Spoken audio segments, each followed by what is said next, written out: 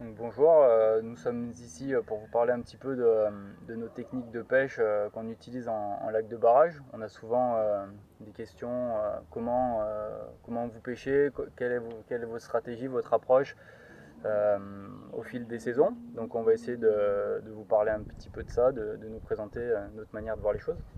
Donc logiquement on va commencer par le printemps, hein. Donc on va dire au début du mois de juin, voire presque au 15 juin, enfin quand on est sûr que les cendres ont fini de frayer. Donc ici on va quand même principalement vous parler des espèces qui sont présentes sur nos lacs, à savoir sandres, perches, silures, quelques brochets, même si c'est pas légion, on arrive à parfois en trouver et à les chercher. Donc au printemps, quand les cendres auront fini de frayer, on va plutôt les chercher sur les bordures, dans des profondeurs on va dire de 50 cm jusqu'à 4, 5, 6, 7 mètres, mais globalement on va dire entre 0 et 4 mètres. Donc on va chercher des poissons qui sont plutôt actifs, qui se déplacent, qui vont manger. Donc pour ça, on va les chercher de manière différente. On va avoir plutôt deux approches. Une approche leurre soupe, une approche plutôt leurre soupe en linéaire, donc faire évoluer un leurre soupe au-dessus du fond, soit en allant chercher le fond, soit en passant juste au-dessus. Et aussi une approche poisson nageur, où là on va clairement chercher des poissons décollés dans la couche d'eau qui vont venir prendre nos leurres comme s'ils étaient en train de chasser des bancs de poissons blancs. Donc le linéaire, la première chose, la première approche la plus simple, voilà, hein, c'est un leurre souple sur une tête plombée. Donc ici un one-up 4 pouces. Voilà, ça c'est un coloris en plus qui fonctionne bien souvent en début de saison. 4 pouces, bon, nous, c'est agressif. C'est assez agressif, ouais. Ça, c'est plutôt une taille passe-partout. On arrive à pêcher plus gros, mais c'est vrai que bon, pour commencer, pour essayer de localiser les poissons, ça va vraiment être passe-partout. Donc tout simple, monter sur la tête plombée. On va l'envoyer, on va se placer en parallèle de la bordure, donc plutôt dans les profondeurs 6-7 mètres si on cherche à pêcher entre 0 et 4 mètres. Et on va jeter plus près du bord et on va faire évoluer notre leurre comme ça tout doucement au-dessus du fond ou près du fond, des fois en venant taper volontairement.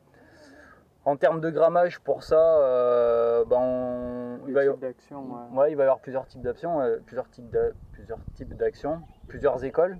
Je te laisse prendre le rôle un petit peu si tu veux.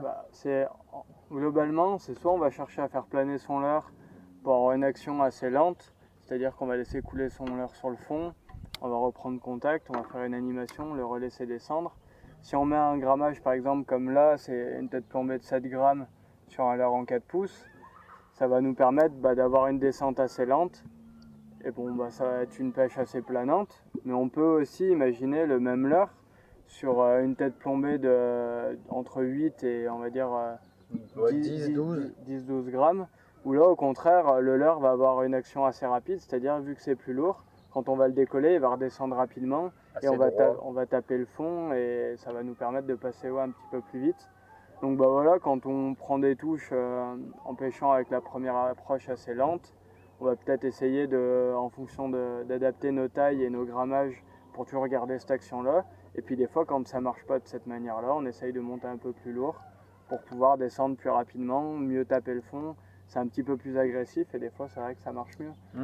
Donc soit on va ralentir, on va essayer de ralentir la descente au maximum avec cette action planante, ou alors accentuer cette descente pour vraiment déclencher des touches réaction, où on va relaisser descendre notre leurre devant le nez des poissons, et ce qui va leur permettre ce qui va nous permettre de déclencher une attaque.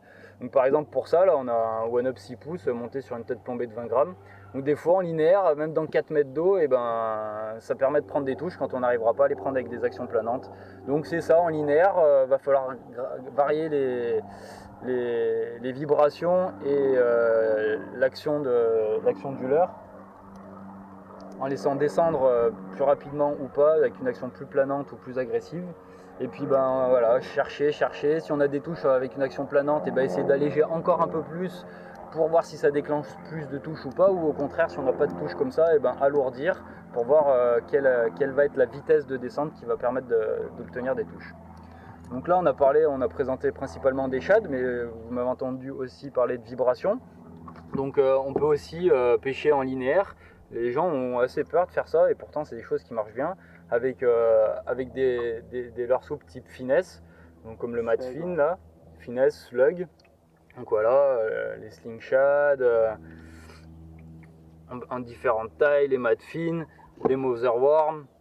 Bon là il est monté pour la verticale, mais c'est des choses qu'on peut utiliser en linéaire et des fois donnent vraiment des résultats, permettent de passer d'une pêche où on prend pas grand chose et en fait il suffisait de mettre un truc qui vibre un peu moins et qui est un peu plus furtif pour déclencher les touches. Autre chose aussi sur cette approche, quand ça accroche, on a des manières de pêcher, on a des petits montages qui vont bien, qui nous permettent de passer dans les branches, donc les montages texans. Donc voilà, avec l'hameçon caché dans le leurre, on le présente, mais globalement beaucoup de gens connaissent quand même ce principe-là. Et donc ça permet de ne pas s'accrocher quand on passe dans les obstacles, et quand le poisson attaque, quand même dégager l'hameçon et pour piquer au ferrage. Donc voilà, des montages fixes, des montages articulés. Celui-là il est agrémenté d'une petite palette. Donc c'est des choses qui marchent pas mal, qui arrivent à déclencher des touches. Et quand on cherche, faut pas hésiter à rajouter un petit signal, rajouter une action, comme ici, le fait que ce soit articulé. Ouais, et puis comme tu disais, à cette époque-là, attention, fais gaffe au moteur. Souvent les poissons sont contre les bordures à cette époque-là, et en lac de barrage, on peut avoir des souches sous l'eau, on peut avoir des arbres qui se sont couchés dans le lac, ou même juste une branche qui dépasse, qui a poussé un petit peu et qui dépasse sur l'eau. Et là, avec une tête plombée classique, on va pas pouvoir pêcher ces postes-là parce que tout de suite on va s'accrocher. Ça va permettre de rentrer un petit peu mieux dedans et de pouvoir aller chercher un petit peu ailleurs. Parce qu'on se rend compte que ce soit en termes en pêchant, en jetant dedans, on fait des poissons, mais même en se baladant le long des bordures, on arrive souvent à voir les poissons cachés sous ces branches-là. Donc c'est des postes qui sont à ne pas négliger et qu'on peut pas pêcher avec n'importe quel montage. Ouais, c'est vrai.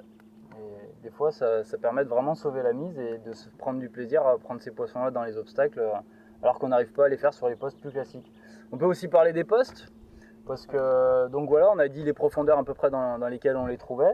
Nous ici, dans les lacs de barrage, globalement, ça se passe souvent comme ça. Il y a souvent des murs, des ruines. Et c'est des postes à privilégier en début de saison, notamment quand ils sont à proximité de plages ou de cassants. C'est pas un secret, toutes les petites structures comme ça tient vraiment les percidés, donc les sandres, les perches, puis éventuellement les autres. Mais quand on va chercher ces espèces-là, c'est bien de pêcher ces postes-là avec toutes ces approches-là. Et si on accroche un peu trop, on peut passer en texan. Ouais, il y a ça, donc ces postes-là, comme mon frère disait, toutes les structures émergées. Et puis il y a aussi des postes qui sont hyper intéressants à cette époque-là, quand l'eau monte un petit peu en température, c'est les arrivées d'eau. Souvent, un simple tuyau d'une station d'épuration, une rivière de première catégorie qui va se jeter dans le barrage, ça va créer un poste hyper prometteur tout au long de la journée, mais particulièrement tôt le matin et tard le soir, où là on va pouvoir essayer des approches un petit peu différentes de celles qu'on vous a présentées jusqu'à maintenant. Là on vous a beaucoup parlé de leur souple, mais il faut savoir que le sandre, la perche, le brochet, le silure, tous les carnassiers ne se pêchent pas uniquement leur souple. Donc on a des leurres dures comme ici un crankbait qui nous permettent de trancher des couches d'eau un petit peu différentes. Donc avec le crank, avec celui-là par exemple, on descend à 4 mètres. Ça nous permet de passer de 0 à 4 assez rapidement. Donc si les poissons sont suspendus entre ces profondeurs-là, de pêcher ces poissons-là. Et puis sur une arrivée d'eau, dans un courant où il y a très très peu d'eau, par exemple 50 cm, là au leurre souple, on va avoir tendance à vraiment gratter le fond, alors que le poisson est en train de chasser plus ou moins entre deux eaux, même si c'est pas très profond. Et un poisson nageur aura tendance à passer d'une façon un peu plus naturelle, comme le ferait un pêcheur de truite, c'est-à-dire de faire des animations et des pauses avec des poissons nageurs flottants ou suspending, ce qui permet aux sandres ou aux perches qui sont en train de chasser dans ces postes-là de venir intercepter le poisson nageur sur nos pauses. Donc pour ça, par exemple, on va utiliser ce qu'on appelle des jerkbaits. Donc en fait, c'est des poissons nageurs avec une bavette assez courte qui vont nous permettre d'avoir des animations entrecoupées de pauses, donc de ce type-là. Ce qui fait que le poisson nageur descend moins, en principe, c'est la bavette. Donc ce genre de leurre-là est reconnaissable, en principe, à cette forme allongée et à une bavette assez courte. Et puis globalement, pour un début de saison, une fois que vous avez pêché les plages, les structures émergées, les bordures où des arbres sont présents. Vous avez quand même fait plus ou moins les types de postes. T'es passé un peu vite quand même. Juste, on aurait peut-être pu finir pour les leurres souples en parlant un peu des cannes. Ouais. Dire que là, on allait gratter plutôt des poissons proches du fond. Donc là, utiliser des cannes un peu sensibles. Donc nous, on utilise principalement 2 types de cannes pour ça. Des cannes en 3,5 10 grammes, 3,5 14 pour pêcher avec des leurres un peu petits comme ça. Et des cannes un peu plus puissantes. Donc ici, on a une SP68L. Donc voilà, en puissance 3,5 10 grammes. Qui permettent de bien gratter les petites bordures, ressentir le moindre caillou et puis évidemment les moindres touches, les moindres aspirations. Et après des cannes un peu plus fortes comme la méga basse, la French Destroyer, la F5 qui va faire une puissance de 7 à 25 grammes grosso modo, et toujours des actions assez raides, assez nerveuses et qui permettent toujours de bien retranscrire ce que notre leurre va toucher au fond, de nous envoyer toutes ces informations là par rapport à la structure du fond, le type de sol, et puis de bien ressentir les touches. Donc moi j'utilise la méga basse et lui Tom il est plus partisan de la 73e. Donc voilà, deux actions un peu différentes qui peuvent être complémentaires et qui sont plus assez au caractère du pêcheur. C'est une question de goût, on peut avoir des questions de goût. Ces 2 cannes là sont parfaites pour ça. Soit des cannes assez raides d'action et hyper sensibles, ou des cannes peut-être légèrement moins sensibles mais un peu plus molles. Et ça, comme on disait, c'est vraiment à chaque pêcheur à trouver sa canne, le type d'action qu'il recherche. Voilà. Et après, on vous parlait un petit peu des pêches, par exemple tout à l'heure au crankbait. Donc là, c'est pareil, on peut pêcher au crankbait avec les cannes qu'on vient de vous montrer, mais il y a quand même des... Ça fait le taf. Après, ces pêches-là, c'est des leurres qui vibrent beaucoup, qui se ressentent vraiment dans la canne. Et pour que ça reste agréable, il faut une canne adaptée. Ça vibre dans le bras et c'est pas... Exactement, il existe des cannes adaptées, donc comme celle-là avec un sillon en fibre où là, chaque vibration va vraiment être atténuée. Et c'est un autre avantage, ces cannes qu'on va considérer comme molles. Moi là par exemple, je les couplais avec du nylon, ça c'est ma canne crank, elle est garantie. Elle est garnie avec un hybride de fluorocarbone et de nylon, et donc ça permet de rajouter cet aspect souplesse et d'amortir les vibrations. Et surtout, le deuxième avantage de ça, et ce qui est quand même le primordial, c'est qu'on loupe beaucoup moins de poissons sur ce type de pêche, parce que quand on a une tresse, lorsque le poisson va toucher, on va le ressentir vraiment directement, et souvent il n'aura pas eu le temps de le prendre, on va ferrer tout de suite, on va avoir tendance à lui arracher de la bouche, ou alors qu'il soit piqué vraiment sur le bord. Et quand on pêche avec des choses un peu molles comme ça, ou qui absorbent, on va avoir un temps de retard sur le moment où le poisson va le prendre et au moment où on va le ressentir, et il l'aura bien en bouche, et globalement on a plus de chance et plus d'efficacité au ferrage. Et en plus, quand on a des tripes, notamment sur les perches, ou les cendres un peu moins, mais des poissons qui ont les bouches fragiles, ça permet de tout amortir à chaque fois. Et comme on peut voir, je sais pas si on... Voilà, la moindre vibration, la canne va la prendre, le moindre coup de tête, et ça permet de décrocher beaucoup moins de poissons. Puis après, il y a aussi peut-être plusieurs choses pour le crankbait, je sais pas si on s'attarde un petit peu là-dessus, mais c'est vrai que pour faire nager un crankbait à la bonne profondeur et pour pouvoir avoir un maximum d'efficacité, il y a plusieurs paramètres qui rentrent en compte, à savoir déjà le diamètre de la ligne employée. Plus la ligne va avoir un gros diamètre, moins le leurre va pénétrer dans l'eau, donc forcément le leurre aura du mal à atteindre la profondeur de nage qui est annoncée à la base sur le packaging.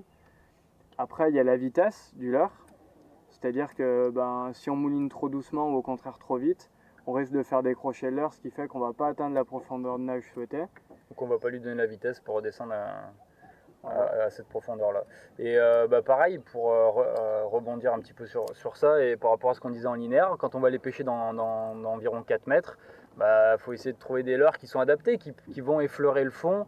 Quand on est au crankbait, si on décide d'aller les chercher là où ils sont dans les obstacles, et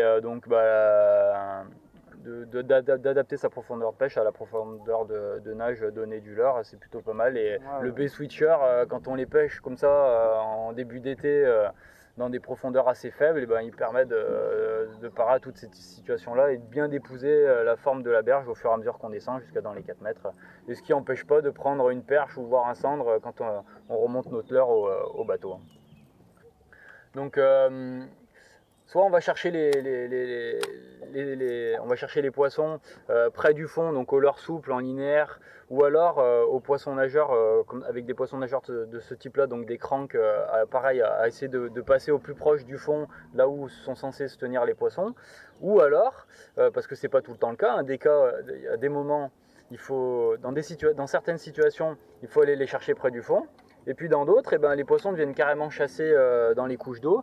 Et à ce moment-là, on va utiliser une autre approche, un autre type de poisson nageur. Et là, je vais laisser présenter à Tom cette approche qu'on a de pêcher les cendres sur les tombants, sur les plateaux, quand ils viennent chasser le matin et le soir. Où là, ils n'hésitent vraiment pas à venir dans la couche d'eau, près de la surface, pour chasser et puis pour prendre nos leurres.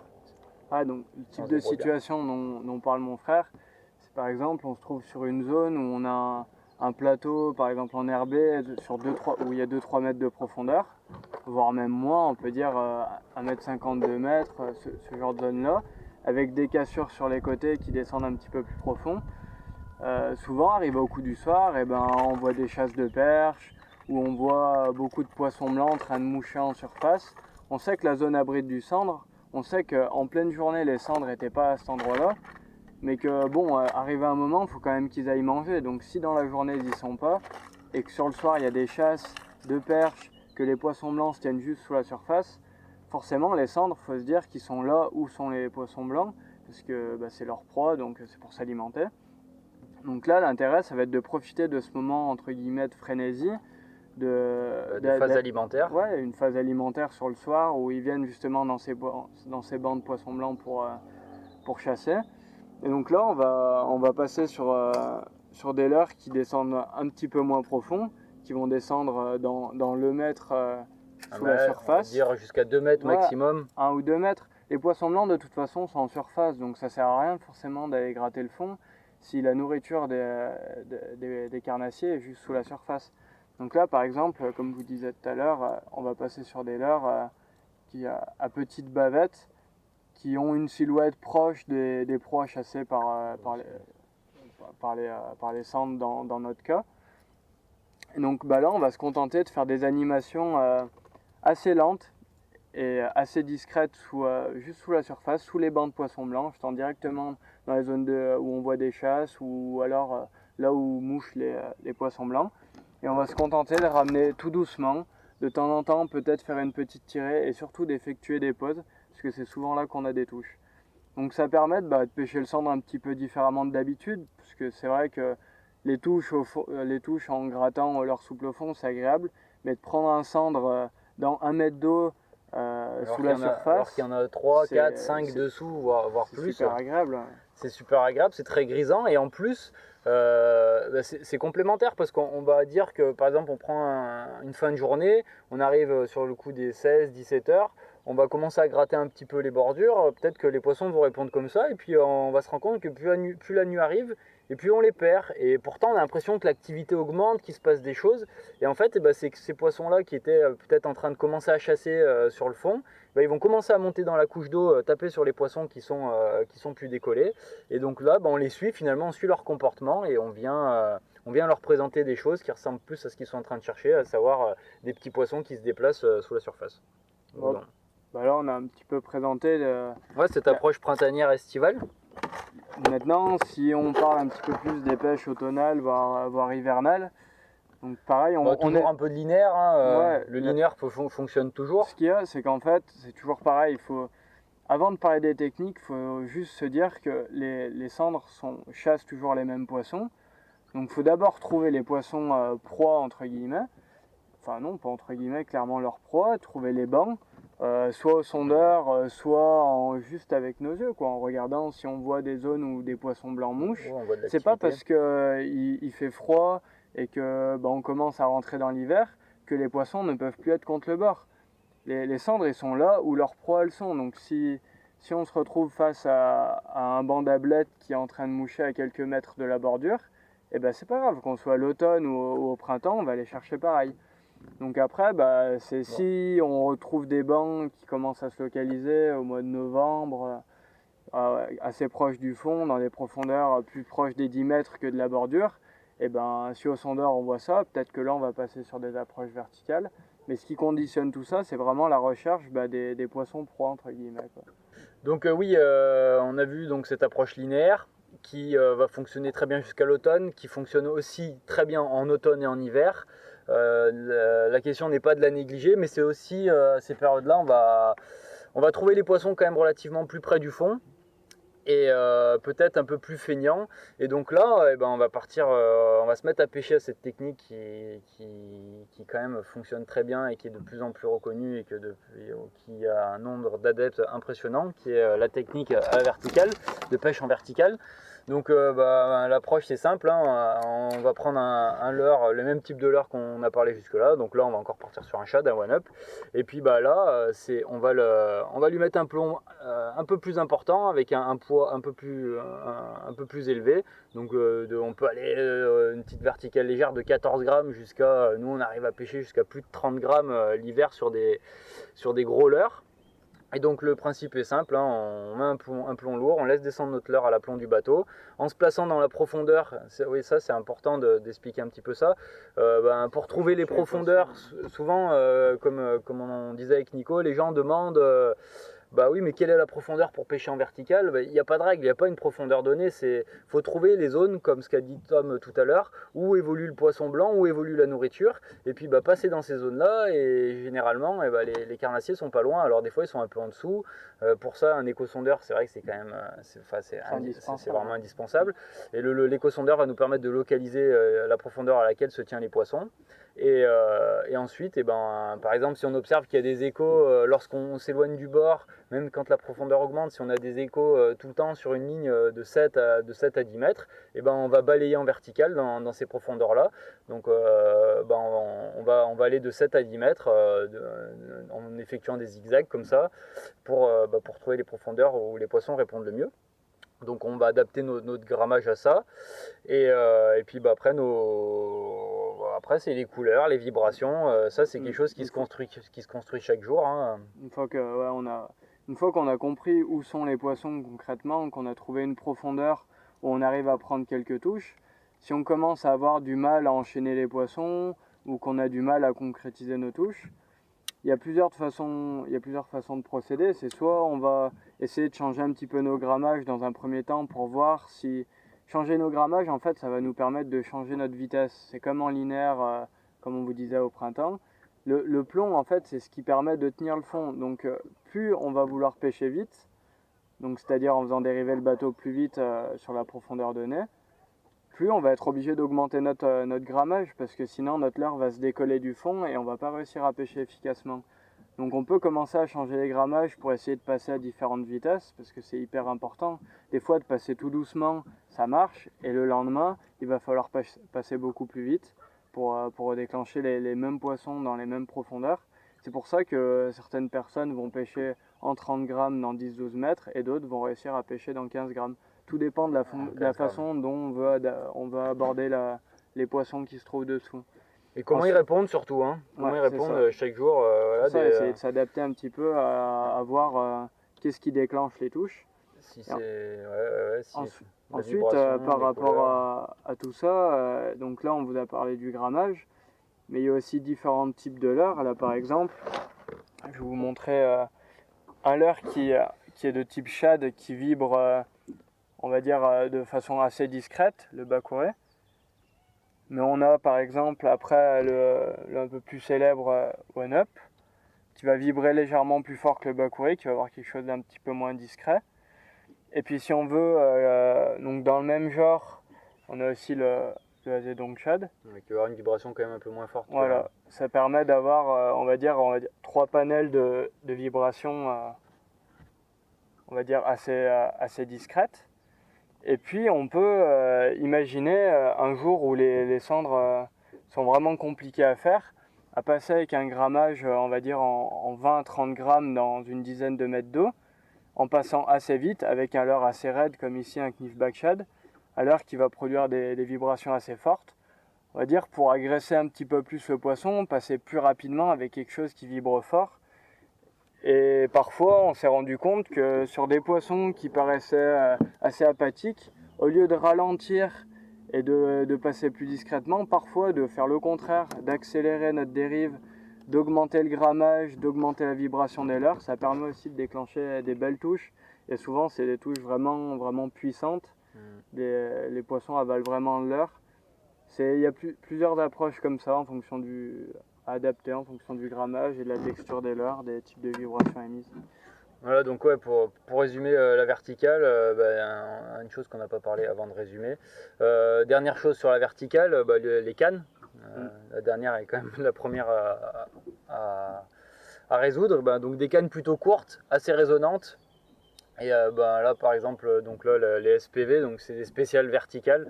Elles portent bien leur nom et donc c'est des cannes parfaitement adaptées qu'on va pouvoir tenir facilement le sillon vers le bas et qui vont nous retransmettre la moindre information. Donc on utilise principalement 2 plages de puissance dans les cannes, donc des cannes on va dire de 7 à 28 grammes qui vont être passe-partout, qui vont permettre de pêcher avec des leurres jusqu'à 6 pouces montés en une vingtaine de grammes, et ensuite des cannes un peu plus fortes comme la SPV H en 10-45, où là on va pouvoir mettre des plombs de 30 grammes avec des plus gros leurres sans que la nage du leurre influence la position de la canne et sans que la nage du leurre ne fasse plier la canne. Donc voilà, c'est ces 2 types d'approches là, en plutôt petit avec une 7-28 et des qu'on pêche gros et lourds, on va prendre des cannes un peu plus puissantes. Voilà, par exemple là avec une MH, donc la 7-28 dont vous parlez mon frère, on va plutôt utiliser des leurres dans ce genre là. Et puis ensuite, quand on va vouloir faire une approche un petit peu plus lourde et un petit peu plus agressive, comme je vous disais tout à l'heure, là on va plus de ce gabarit-là se servir de one-up, par exemple là en 7 pouces, avec des têtes plombées en 30 ou 40 grammes, qui nous permettront de passer un petit peu plus vite. Voilà. Donc pour résumer la verticale, en fonction de la profondeur, on adapte toujours ses poids et ses vibrations, et ensuite pour essayer de bien passer, ensuite on voit comment les poissons répondent, et soit on allège, soit on augmente, et globalement l'allègement et l'augmentation des grammages va avec l'augmentation ou la diminution de la vitesse de dérive. Donc voilà, donc la dérive, soit on a 2 types de dérives, soit on a des dérives naturelles avec un petit vent qui va bien, qui nous pose dans le bon sens. Bon ça c'est dans des situations idéales, hein, on les trouve régulièrement, mais il y a aussi des moments où on a besoin de s'aider du moteur électrique, où là le moteur va nous permettre d'obtenir une certaine vitesse, d'aller dans la direction qu'on veut, de contrer le vent ou de le ralentir pour dériver à la vitesse à laquelle on a réussi à provoquer des touches. Dernière chose qu'on peut dire sur notre approche en lac de barrage, donc on vous a présenté le linéaire, on vous a présenté la verticale, les pêches un peu power fishing aux poissons nageurs sur des poissons qui vont venir chercher nos leurres. Et il y a aussi une autre pêche qui est bien sympa à faire et avec laquelle on s'éclate beaucoup, alors qui n'est pas propice tout le temps, mais qui marche bien notamment au printemps quand on a les poissons blancs qui frayent dans les herbiers dans pas d'eau. C'est des pêches avec des gros swimbaits souples. Ouais, donc là, nous, les pêches qu'on vous a dit jusqu'à maintenant, c'était principalement ciblé sans de perche. Là, les pêches dont on vous parlait maintenant, c'est plus typé brochet, voire silure. Brochet, silure, avec des espèces qu'on a, notamment le silure là. Et donc, voilà, hein, le Max Low, celui-là, donc le 9 pouces, le Mac Draft 8 et 10 pouces. Et ça nous a permis de bien rigoler en pêchant les poissons blancs en frais, autour des poissons blancs en frais. Les silures ou les brochets se calent à côté, essayent les chassent, hein, clairement, se mettent en embuscade pour venir les manger. Et nous, en passant avec ça, on arrive à les déclencher. Donc voilà, des montages simples, comme on pêcherait les gros brochets dans les lacs alpins, un gros fluorocarbone, une tresse costaud, une canne un peu puissante, et puis voilà, on fait évoluer ça dans ces zones-là, et on peut réaliser des belles sorties de pêche et puis prendre des bonnes touches. Donc quand tu as un silure d'1m70 qui vient t'intercepter ton Mac Draft dans 80 cm d'eau, qu'au ferrage, il part, il y a la queue qui sort de l'eau en surface, qui est comme un dauphin, c'est quand même des bonnes sensations. Et puis des fois, on n'arrive pas à faire autre chose, et c'est avec ça qu'on arrive à prendre du plaisir.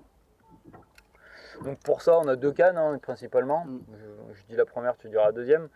Donc moi, j'utilise enfin, on a les deux, on a en double. Il y en a une pour pêcher plutôt McDraft 8 pouces et Maxflow 9 pouces.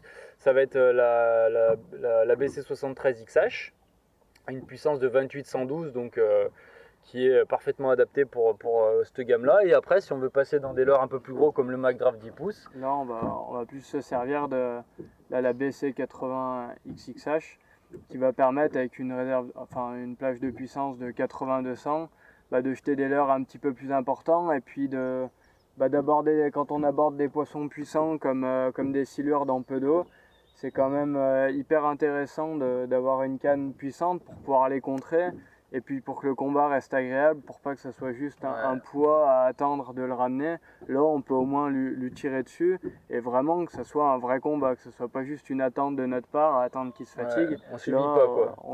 Le but c'est de pas subir, de le ramener rapidement parce que ce qui est quand même intéressant c'est de déclencher ses touches dans pas d'eau. Bon après le combat 5-10 minutes ça va bien et quand ça s'éternise plus, voilà, c'est mieux de pouvoir les arrêter un peu plus tôt, de les sortir et puis vite, même pour leur survie à eux quoi derrière. Vite de reprendre une touche derrière. De reprendre la suivante. Voilà un petit peu nos approches dans nos lacs de barrage chez nous. Comment au fil de la saison nos pêches se passent. Salut.